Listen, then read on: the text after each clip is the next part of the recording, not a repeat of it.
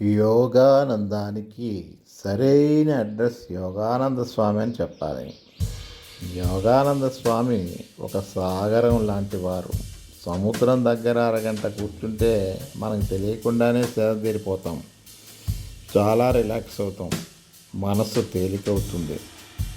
అలాగే యోగానంద స్వామి దగ్గర అరగంట సమయం కూర్చున్నా అంతులేని ఆనందం దొరికేది, యోగానందం దొరికేది. ఎటువంటి యోగాలు, ధ్యానాలు, జపతపాలు చేయకుండానే ఆయన సన్నిధిలో కూర్చుంటే చాలు, ఆయన సమక్షంలో ఉంటే చాలు, ఎంతో ఛార్జ్ అయిపోయేవాళ్ళం. యోగానందం దొరికేది.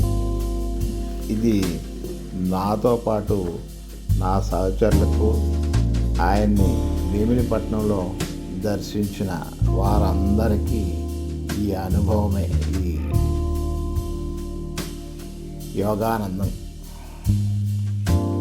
యోగానంద స్వామి జననము, విద్యాభ్యాసము కేరళ రాష్ట్రంలో జరిగింది. ఉద్యోగం చేయడానికి బహ్రెయిన్ దేశం వెళ్ళారు. అక్కడ ఉద్యోగం పట్ల, జీవితం పట్ల విరక్తి కలిగి ఇండియా తిరిగి వచ్చేసి జన్మ సాఫల్యానికి మోక్షమే జీవిత లక్ష్యంగా ఎన్నుకొని రిషికేశ్ వెళ్ళి శివానంద స్వామి దగ్గర సన్యాసం సేకరించి కొంతకాలం పాటు గంగోత్రిలో తపోవన మహారాజు సన్నిధిలో కూడా సాధన చేసుకొని మంచు భరించలేక భీమినిపట్నం తిరిగి వచ్చి తన తపస్సును కొనసాగించి తన జీవిత లక్ష్యమైన జీవన్ముక్తిని సాధించగలిగారు. 92 ఏళ్ళు పాటు జీవించిన ఆయన 2015 సంవత్సరంలో దేహం వదిలి భగవంతునిలో ఐక్యమయ్యారు. దాదాపు 60 సంవత్సరాల పాటు భీమినిపట్నంలో నివసించి తన దగ్గరకు వచ్చిన వారందరికీ జ్ఞానాన్ని ప్రసాదించేవారు. అతి సామాన్య జీవితం గడిపారు.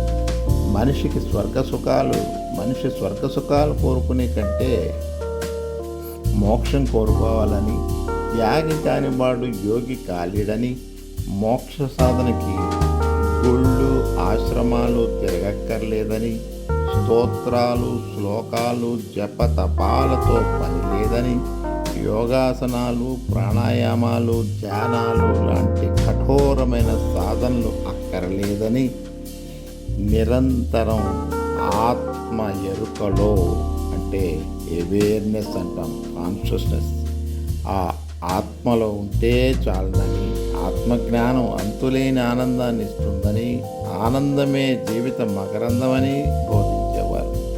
ధ్యానం అంటే చేసేది కాదు, జరిగేది. ఆలోచనలు, కోరికలు, బంధాలకు శక్తినివ్వకుండా నీ మూలంలో, అంటే ఆత్మలో ఆనందంగా ఉండటం అలవాటు చేసుకో. అలా ఉంటూ ఉంటే పరమాత్మకి దయ కలిగి ఆయన మోక్షాన్ని ఇస్తాడు.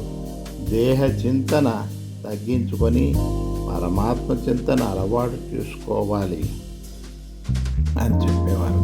ఆయన బోధనలో ఎక్కువగా జిడ్డు కృష్ణమూర్తి బోధనలు, రమణ మహర్షి బోధనల గురించే ఎక్కువగా చెప్పేవారు. వారిని ఆదర్శంగా చేసుకోవాలని, మోక్ష సాధనకి ఆత్మచింతన మాత్రమే సరిపోతుందని, ఆత్మజ్ఞానాన్ని పొందటం కోసం ఆత్మచింతన అలవాటు చేసుకోవాలి, కానీ వేరే సాధనలు ఏమీ అక్కరలేదని, యజ్ఞయాగాలు, జపతపాలు, పూజలు, పునస్కారాలు ఇవన్నీ చేయటం కంటే ఆత్మని లక్ష్యంగా పెట్టుకొని ఆత్మని ధ్యానిస్తూ, ఆత్మను చింతిస్తూ ఉంటే చాలునని, అదే మోక్షాన్ని మార్గమని, ఆత్మలో ఉండు, బీ యాజ్ యువర్ సెల్ఫ్ అని చెప్పేవారు.